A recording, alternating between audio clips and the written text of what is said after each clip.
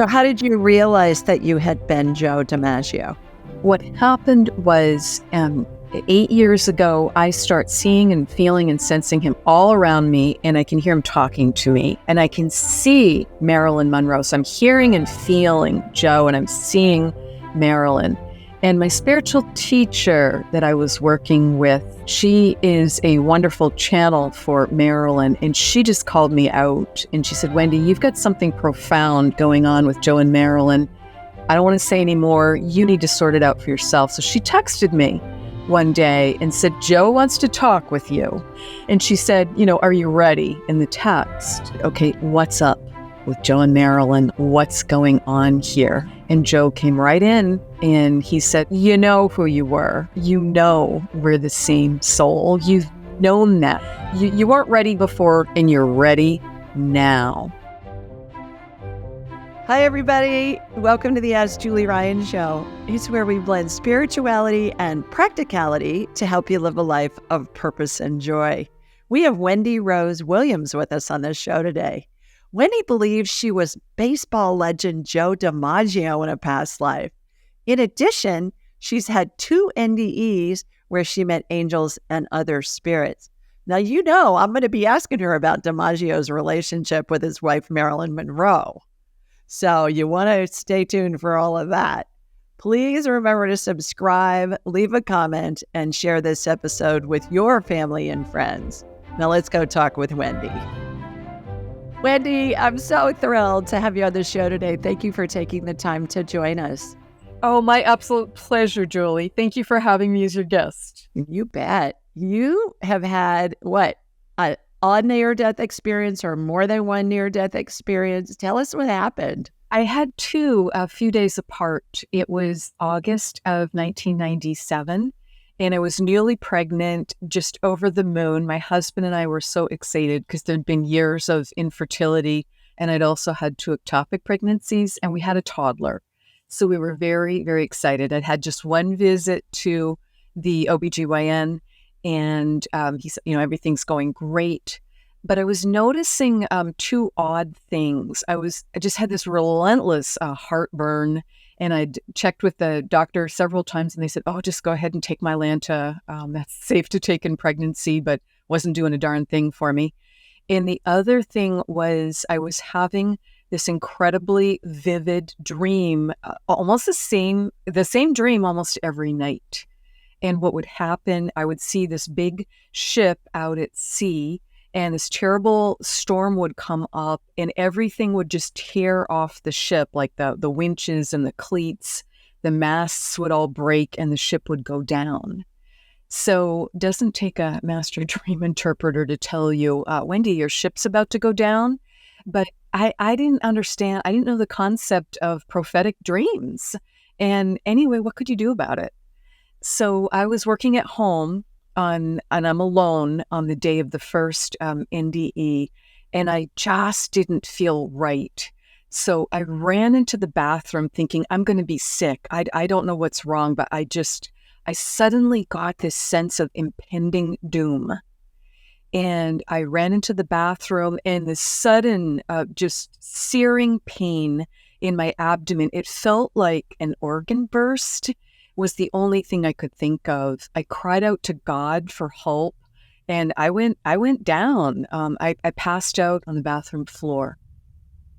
And I only came to because there was this insistent male voice, and he kept saying urgently, Wendy, you've got to wake up or you're going to go home. And I knew exactly what he meant, that I was going to die if I didn't get help. And so I opened my eyes, and I was disoriented because I was laying on my side. I'm curled up in a fetal position, just clutching my midsection. And Julie, all I could see was all this light. My bathroom was so lit up. And there were 4 or 5 large angels.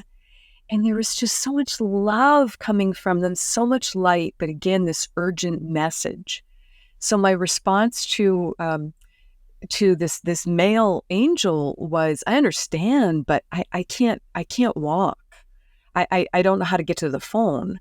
because it's 1997. So, we don't have a cell phone glued in our hand or glued in our back pocket like we often do now. His answer to me was very telling because I think it was on multiple levels. And what he said was, you just have to be willing to try. And I think in hindsight, I think he was referring to free will, because we've got to do our work. But yes, also I had asked for help. So I managed to get up on my hands and knees. And the minute I did that, my belief system is just like being blown wide open. It's like falling away. I'm like trying to catch up with everything happening. And it was like being gently picked up with so much love and compassion and being assisted. It was like being gently moved or flown the short distance to get to that landline that was on the nightstand next to my bed. So I reached up. I'm still on the floor. I reached up. I'm trying to grab the phone, and I'm thinking, okay, who do I call? He just said, call for help. I never thought to call 911. If there'd ever been a moment, that was it. But I was a healthy 36-year-old. I'd never called 911 in my life. So I decided to call my husband at work because he worked 5 minutes away from home. So I called, and again, I was being so assisted because I get him on the phone right away. I have never reached my husband at work.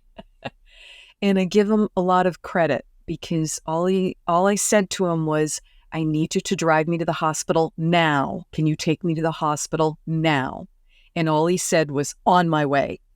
So he slammed down the phone, and I make the next call to the OB office. I tell them what's happening. I tell them this incredible pain. And I tell them that my abdomen is just getting bigger and bigger, visibly distending. And they said, that's great. Your husband's bringing you, because at this point, he's going to get you here faster than 911 will. So when you get here, don't park your car. We're going to be waiting for you curbside with a wheelchair. We don't want you walking. And again, fortunately for me, my OB office was located at the hospital. And I think that was also key. So that's exactly what happens. I get whisked upstairs to the doctor's office and helped up onto the ultrasound table. And they're trying to get a clear view of what's going on. And I can't see anything on the screen. So it just all looks black. And I said to the ultrasonographer, is your machine on? Is your machine working? I don't understand. And she just gently said to me, I'll be right back. I'm going to get the doctor. So that's not what you want to hear. None of this is what you want to hear. Right. At my husband, like, I don't know what's happening, but that's not good. So she's back very quickly with not only a physician, but with a certified nurse midwife. And that did strike me as kind of humorous because everyone's like trying to juggle into this like tiny little ultrasound room that's meant for 2 people. We've now got 5 of us jammed in there. So the doctor adjusts the equipment, and he realizes what's happening. And he says to me, Wendy, the machine's working fine. What's going on is you've got a major abdominal bleed. I can't visualize where it's coming from. All that black, it's blood. There's a lot of blood going everywhere where it should not be going. It's clearly not in your bloodstream. It's being lost. And that's why your abdomen is distending like this. And that's why you're in so much pain. We need to admit you to the hospital now. So someone ran and got a stretcher. I didn't even want to put me back upright in the wheelchair, get me on the stretcher and race me over to a hospital bed and lift me into the hospital bed and admit me bedside. And I worked in healthcare, Julie, so I'm kind of noticing more things than the average person might notice. I noticed they put me right next to the nurse's station, which I really appreciated, but I knew it meant they were really concerned because we didn't know what was going on. So they asked me my blood type at that point. Do you know your blood type? It's like, of course, it's A negative. I think everyone should know their blood type. This is vital information. And there's now free, it's called an ICE in case of emergency app, phone app you can download, have it on your phone. If there's ever a time when you cannot speak for yourself, you're going to have your phone with you. And the medics can get in there without knowing your phone code. Have your any allergies, any medication you're taking, anything that's important, put it in there and just have it on your phone because it can be so important for helping you. So I tell them my blood type, and the nurse goes out to call the Puget Sound Blood Bank. I was living in the Seattle area, Central Blood Bank, to not be wasting this precious resource. And she comes back in a few minutes later and does not look happy and says, I cannot get, because I've got the doctor with me, I've got a nurse with me, I've got multiple people with me. And she says, I can't get any blood for her from the regional blood bank because there had evidently been a train collision in Seattle a few days before, and it had wiped out the blood supply of A negative. So that we had been discussing, what was I going to go to surgery, but we don't have blood.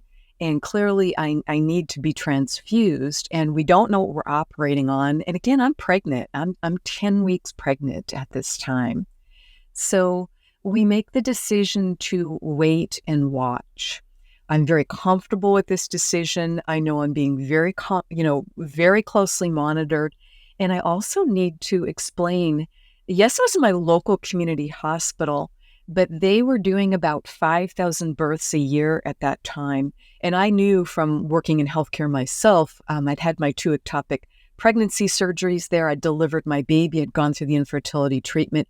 I knew that meant they were very well prepared for any type of OB emergency. So we wait and watch for 3 days to see if this is going to... 3 days? 3 days? I'm listening to this story and I'm thinking, why in the heck didn't they just wheel you into the ER and take you right into surgery to find out what the heck was going on? It felt like the best decision, because didn't want to rush into surgery with me being pregnant. They're monitoring my hematocrit. I know in hindsight it sounds crazy. Yeah. But it was a decision that we were making together very consciously. And I knew my doctor very well, because it hadn't been, as I said, just the delivery with him. It had been the infertility treatment. It had been the 2 ectopic surgeries. So I knew he was stellar. So on day 3, he lets me know, okay, Wendy, you're officially bleeding out. Your hematocrit has just been dropping lower and lower each day. No surprise to you. You can see the blood we're going through. So we do need to do surgery. And I agreed. So I'm trying to relax that night in my hospital room. I'm alone. It's after dinner. It's around 4:35 p.m. And the minute I try and visualize the best possible outcome, that was my thought. Because there was some relief from having made this really difficult decision. And the minute I picture the best outcome, I pop right out of my body. Oh my gosh, that felt fantastic. I was no longer in pain. I was no longer so terrified. And I look back over my shoulder and I see myself in the hospital bed as Wendy. And I'm like, oh my gosh, look at her. She is whiter than the sheets. She is just in a really bad way. And I did have a humorous moment, like my sense of humor was really starting to come back in because I felt so much better in that pure soul format. And I'm like, oh my God, look at her hair. She looks like the wild woman of Borneo. Because of course, there's been no mirror, there's been no hair brushing or combing going on for days. So, and then I'm like, wait a minute. Why am I referring to myself in the third person? Who's that? Who am I? And that made me realize, oh wow, I'm in pure soul form. I feel fabulous. And that's me in the body as Wendy. It's this wonderful, important, temporary housing for my eternal soul. But I just was very blasé about the body. It's like, she's fine. I wasn't fine at all. But from the soul perspective, much more interested in following the light, because I could see this beautiful white light. It was coming down like a triangle shape from the ceiling of my hospital room. So it's like, oh, that's where I'm going. I'm following that. She's fine. So I start following that up with such excitement, such relief, so happy. And I pop very quickly out of the hospital. I look back briefly. I'm going faster and faster, getting further and further away. I don't know what that's called when like an astronaut gets that view where you can start to see like the curve of the beautiful planet we live on. I did have a brief thought, Earth is so gorgeous, so important. She needs our help.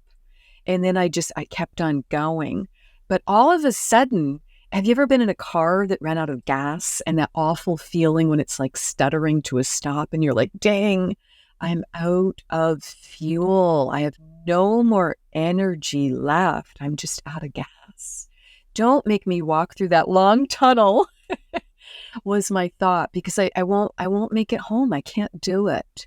And the minute I had that thought, this gorgeous, because we are powerful creators and co-creators and we just create what we need, this gorgeous escalator came in for me. There's no one on it. There's so much light coming off it. And I know it's my ride home. So I plop myself on it gratefully. And in doing so, that made me realize even in pure soul form, I was out of gas. I should have been like this beach ball of all this like amazing energy, just, moving around. And instead, I'm like flatter than a pancake hanging over the railing, the handrail. So I just hang on there and get this ride back up to the light. So was it an escalator that was going vertically, or was it like one of those walkways in an airport where it's straight? It was going straight up. Going up, like the stairway to heaven kind of thing, the escalator to heaven. Exactly. Stairway to heaven. It was not a walk. It was not like a people mover flat walkway like in the airport. It was going up. Right. So I get this wonderful ride up the rest of the way up to the light, up to home. And right there at the top of the stairs, because I want to rush ahead. I'm like, oh my gosh, I'm home and I want to explore. But I'm met right at the top of the escalator. And there's this amazing reunion for me. It's my soul family. It's my soul group. There's 18 or 20 beings of light there. The people that I just know and love the best. And those same angels that were in my bathroom, there's 4 or 5 of them in the back. I can tell they're angels because they're larger. I can sense the wings, and I just, I knew they were angels. But there's also my soul family. Everyone gives me this group hug. I could have stayed there forever. So as I'm getting this amazing hug from everyone and recognizing, Archangel Michael starts speaking to me. And the minute he spoke, I was like, oh, that's who was talking to me in my bathroom. Of course, that was Michael. And what he said was, welcome home. We're so glad you're here. You've done nothing wrong. You're welcome to stay. And I'm like, well, of course I'd be staying. How did you know it was Archangel Michael? Did he say, I'm Archangel Michael? Or did you just know? I just knew. I just recognized the energy. I just knew. I recognized that voice. I'm very clairaudient. That's my strongest psychic clair. So I'm very blessed. I hear to beat the band. And that those abilities were really opening, starting with those NDEs when I was 36.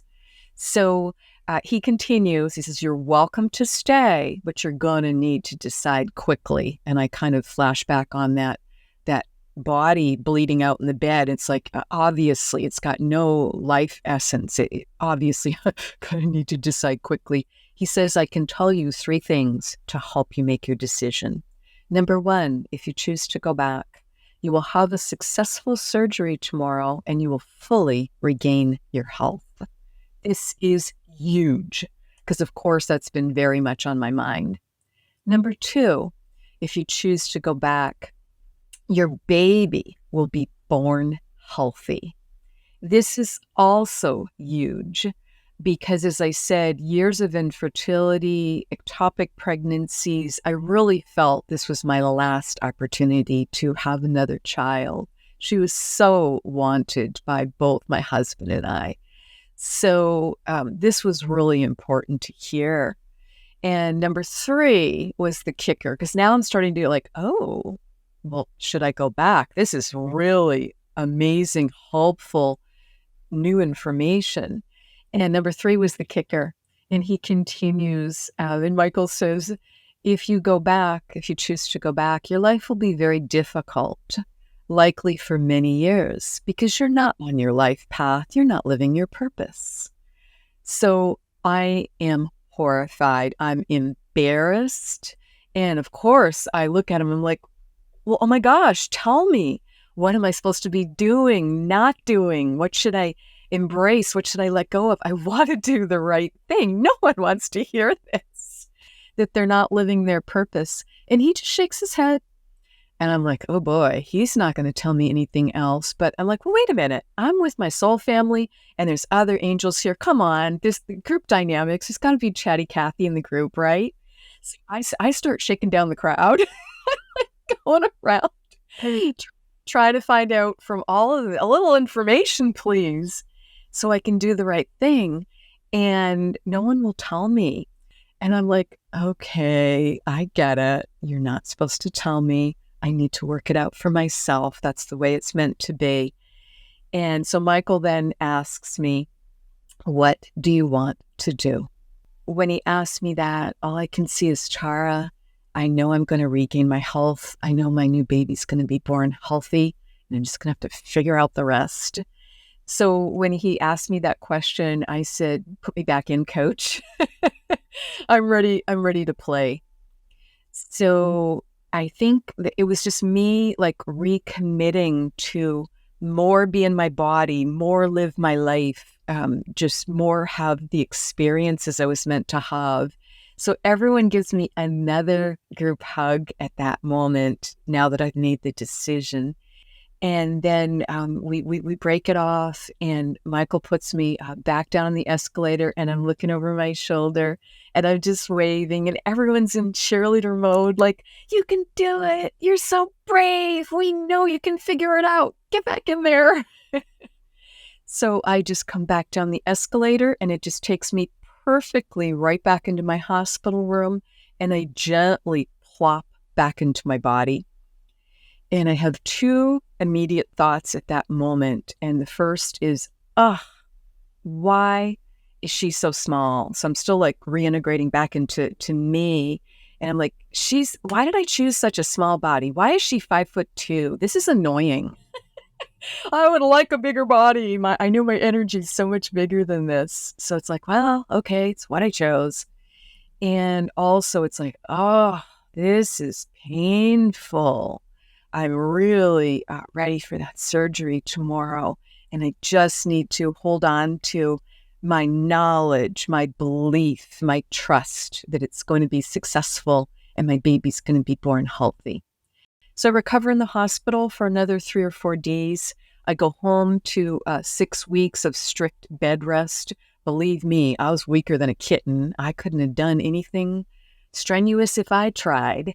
You're an absolute miracle that you are not only lasted that long, but that you're here now and you're healthy to tell the tale. I feel so fortunate, and it really made me lean into what am I meant to do? I mean, I was so driven to figure that out.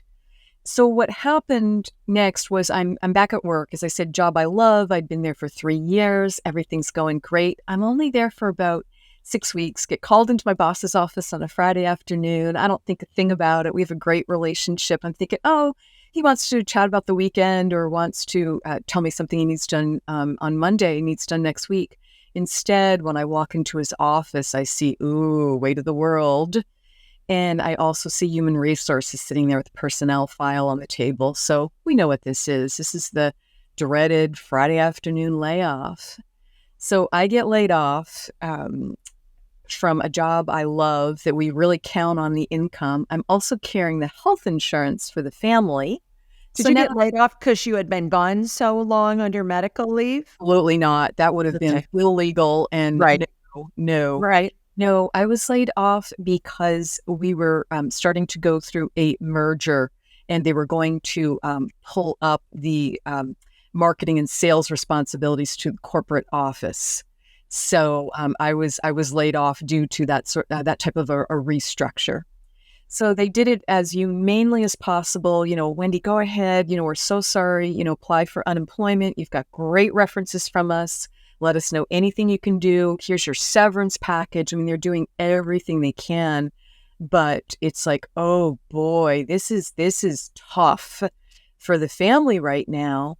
And 1 week later to the day after my layoff, it's now November of 1997.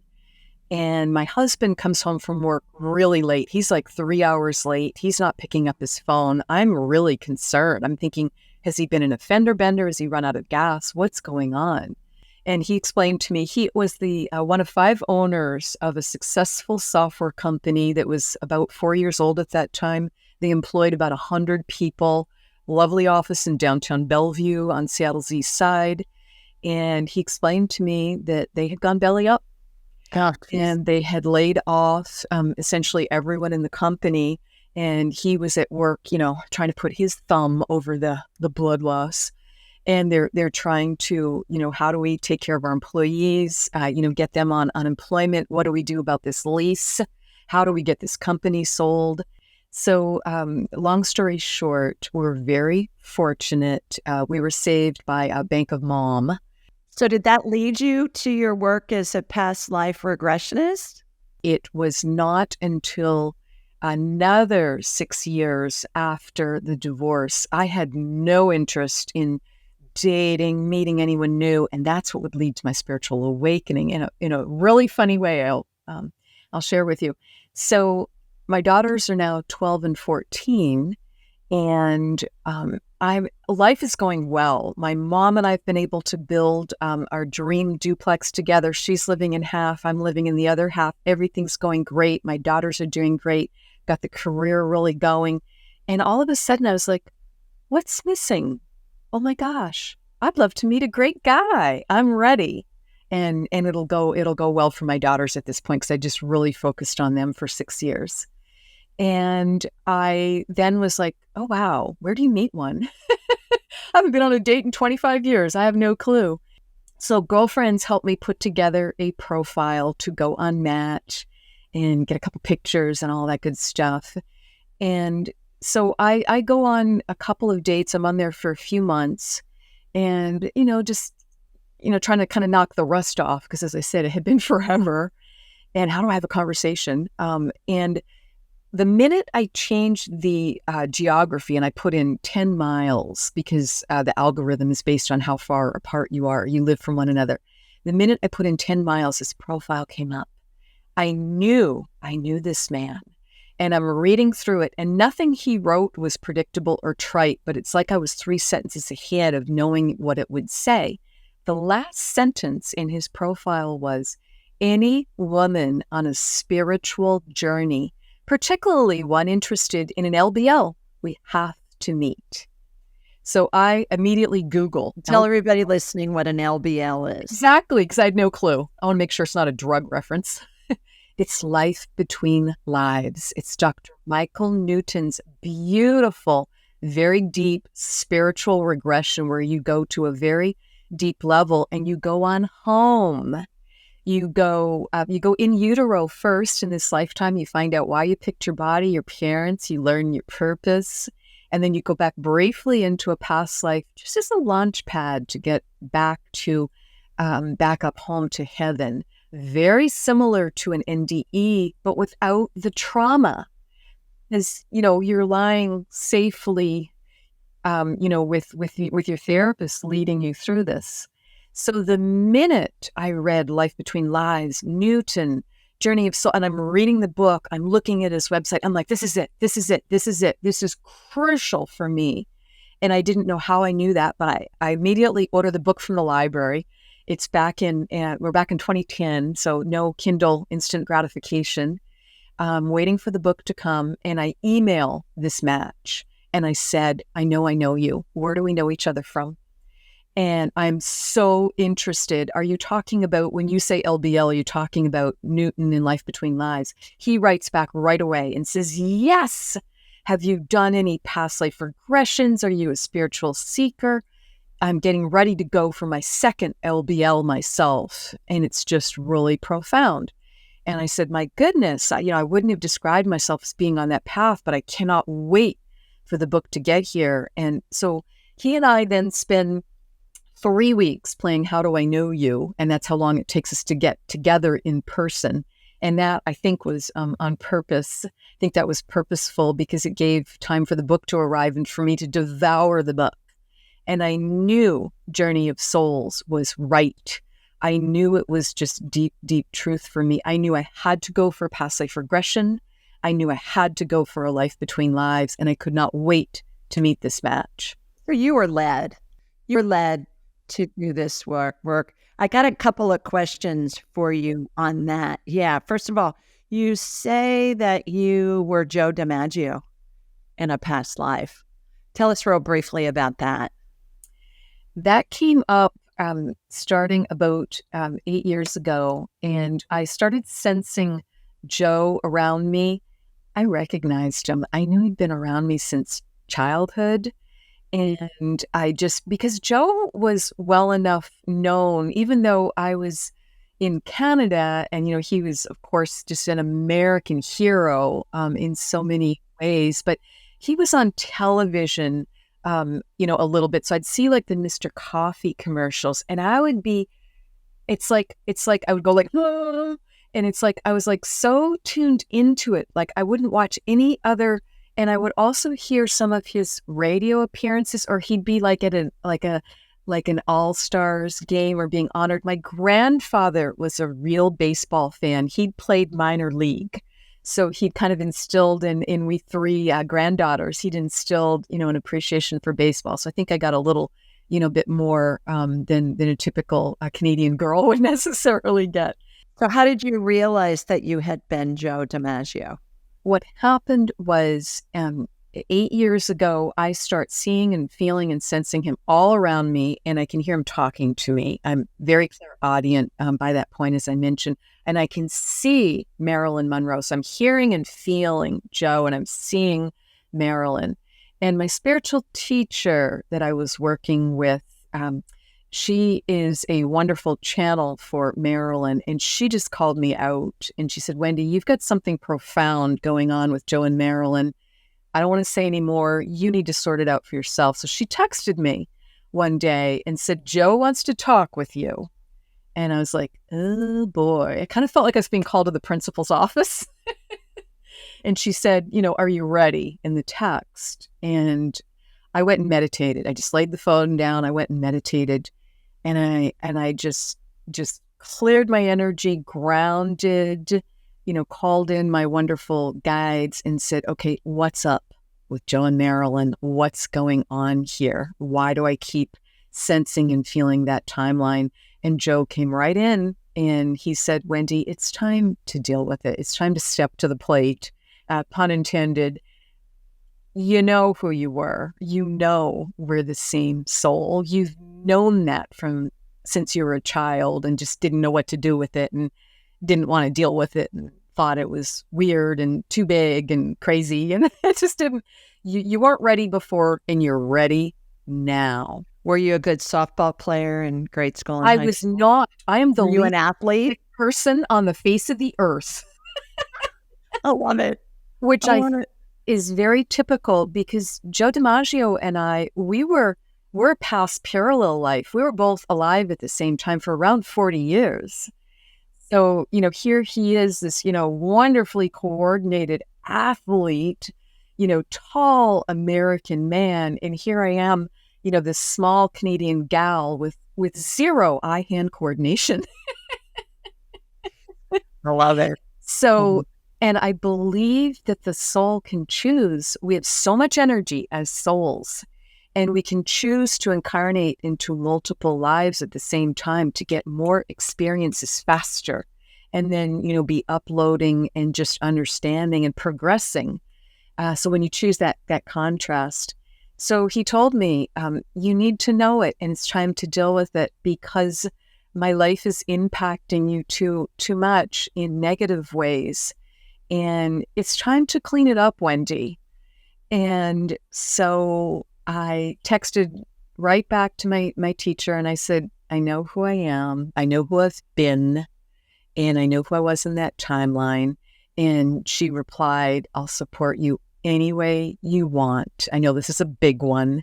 And if you want to just keep that information to yourself, that's great. And if you're called at any point to share it publicly, know that it's because you're meant to and you're guided to do so. Oh my gosh. It took me 8 years to write the book and to share it publicly because, again, it was just really hard to come out and just say, oh my goodness, I really do have this famous, well-known past life. So what I did, Julie, to vet it was, even though my teacher had confirmed, even though I knew it in my bones, I thought, I want more information. I want more clarity on this. So I chose to go for a past life regression. I purposefully chose a friend, a new female friend who I knew was just a gifted quantum healing hypnotherapy trained. She was Dolores Cannon trained. And I knew she was level-headed as well as very spiritually connected. And I knew she wasn't a sports fan. And I was very careful with the questions that I wrote that I wanted to cover. And I had, lots of questions and requests from my higher self and guides to help me with. And I put in one softball question: was I ever a professional athlete? That was the only thing. Well, it didn't matter what questions I wrote, because what comes up in the session is the energy that most needs to be healed and released. That's going to be the most beneficial for your life now. And I immediately went back into the past life as Joe. And I was a little boy. And I was describing, I was kind of skinny and scrappy. And I was describing my knobby knees. And I was describing playing stickball with the neighborhood kids on a sand lot. And me as Wendy, after the session, I'm like, what's a sand lot? I didn't even know what that was. So as Joe, when I'm in the session, he just talks differently than he talks like a little boy then, and then in all the other ones was an adult male. He just talks like a guy. And he talks like a guy who grew up in Northern California. And the way he would play ball was he'd go ring doorbells, round up some of his brothers, and go play on the corner sand lot, abandoned, empty lot that was sandy and grassy. Right. But growing up in Quebec, I didn't know what sand lots were. We didn't have sand lots like that. Right. So it just brought a level of validity to it. Because I was able to I actually asked a friend who grew up in California. I said, do you know what a sand lot is? And she described it. I was like, oh, that's exactly it. So that sort of thing.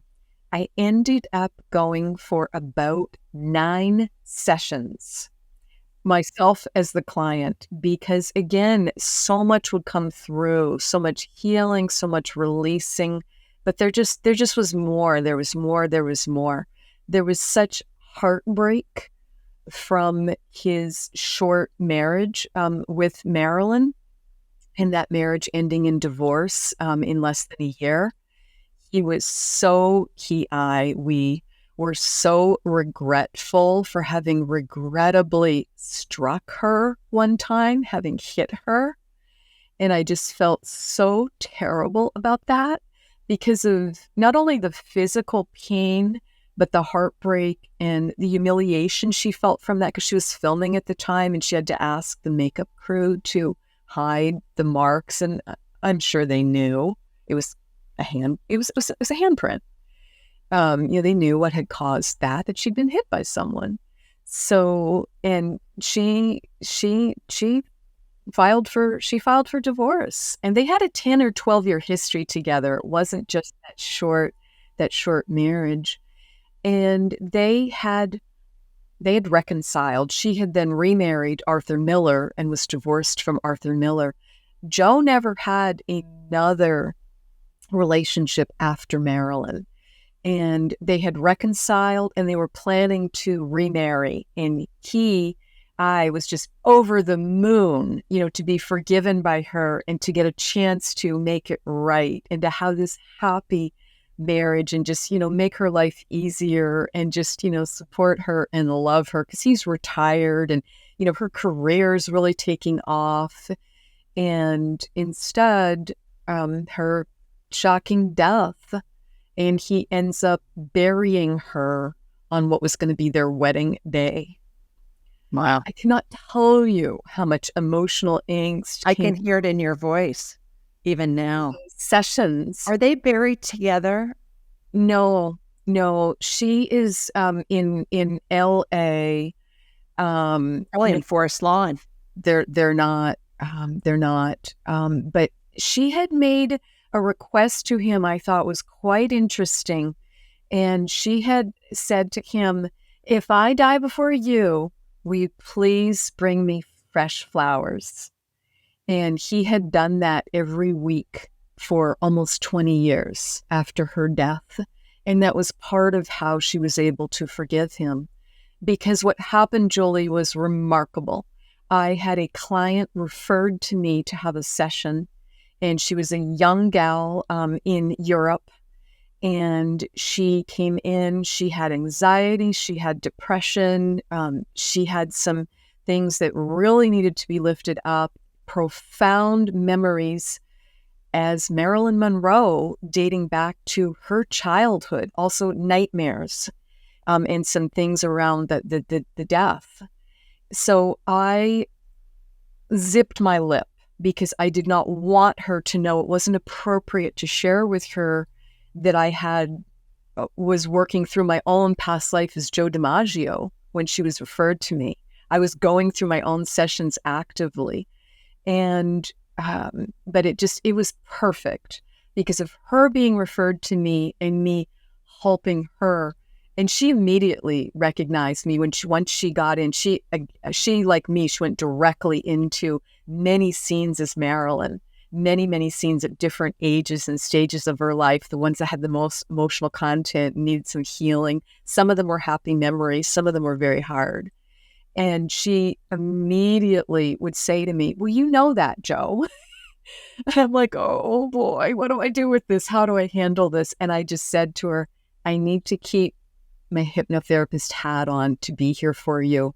But we did get to a point where she said, I forgive you. I forgive you. What happened in our marriage was very hard. And then she explained the specifics of how it triggered her back to childhood abuse, because she had a very hard childhood, if people are not familiar with that history. Her mother was mentally ill, could not care for her. She did not know who her father was. So multiple different homes and abuse, neglect. So it just that one backhand hit that he gave her was so awful and so unacceptable. So just to have her forgive me for that, it was a big deal. Would you say that when you discovered that you had been Joe DiMaggio in a past life, and then that client came to you who had been Marilyn Monroe in a past life, that facilitated a profound healing for you? Absolutely. I am so grateful that she was referred to me. We did two sessions. They were profound. She was in her late teens at the time, but quite mature. She meditated, and that just made her just really this ideal candidate. She connected easily with her guide. She could see multiple levels of truth. So it really was profound. I can hear it in your voice. I can hear it in your voice. Do you think that Archangel Michael or some of your spirit guides or others in the spirit world led the circumstances to get you two together so that she could heal her past lives and you could heal yours? It was so wonderfully orchestrated because I don't know that she's ever had past life regression sessions with anyone else. It just was perfect, and it really pushed me to be able to step forward because Joe was still blaming himself for her death. He just so wished he could have prevented her death.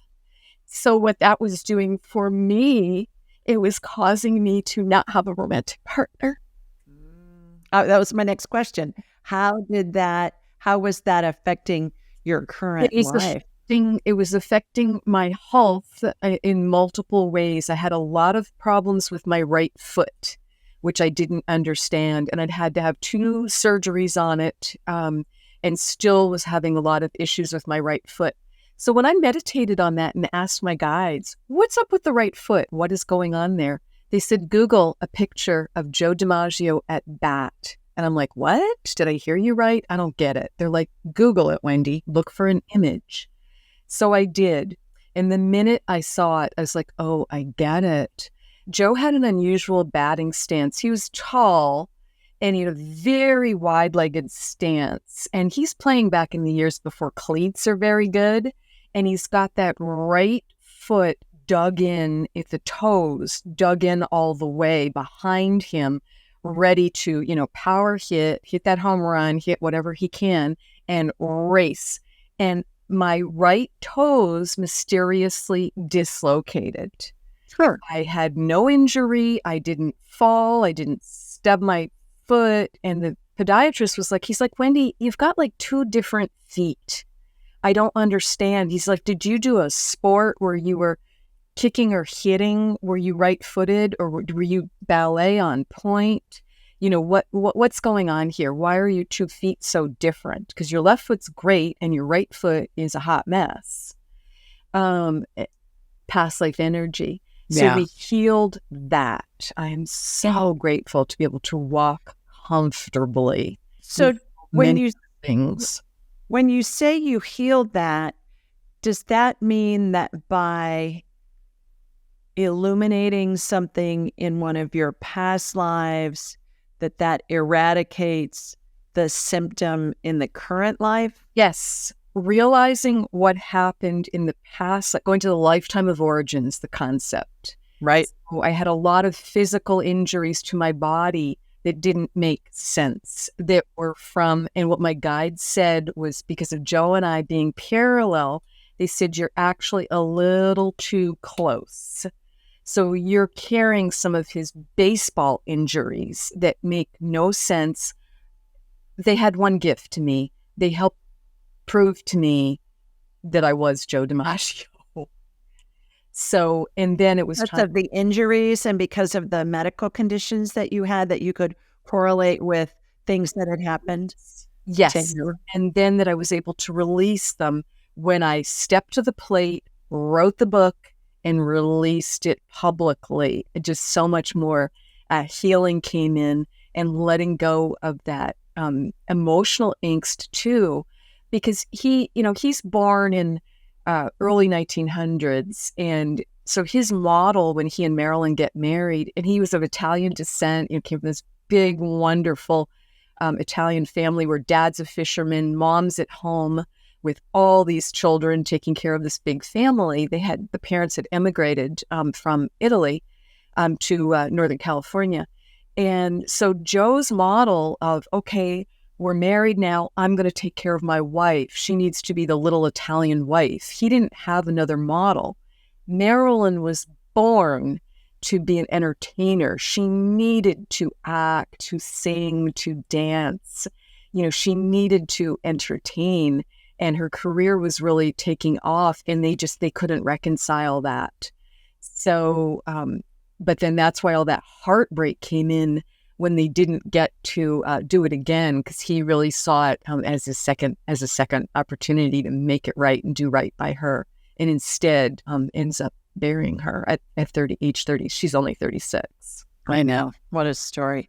It's been my experience too in working with, again, tens of thousands of clients, and I don't do past life regressions, Wendy. I do what I call a past life scan, where I am led to the past life that correlates the most with what the person wants to discover in this life. Is there a connection between them? And there always is, 100% of the time. It's fascinating. And oftentimes, like what you've done with your lifetime as Joe DiMaggio, we can correlate and validate information that we receive from spirit in these past life scans with historic documentation online that's available.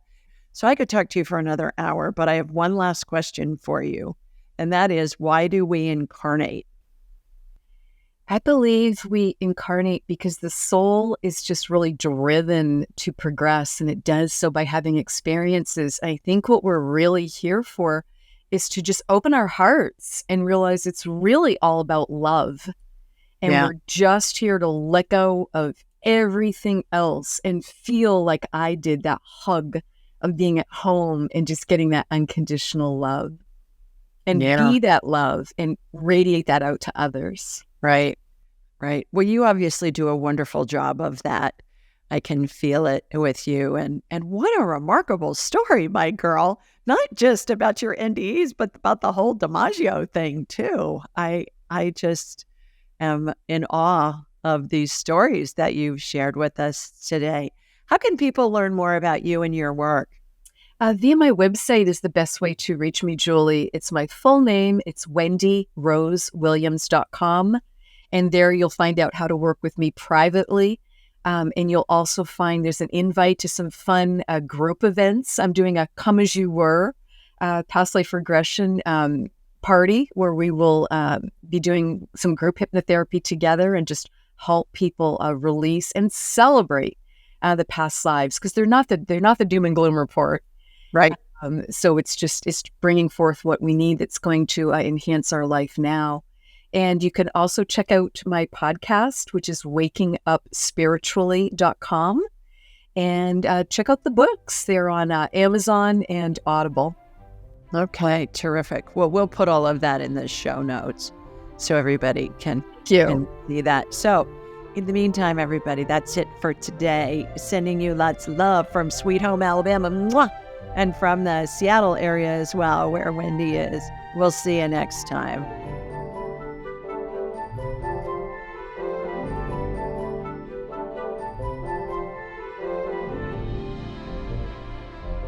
To enhance your spiritual journey, click on one of the videos below and remember to subscribe, leave a comment, and share with your family and friends.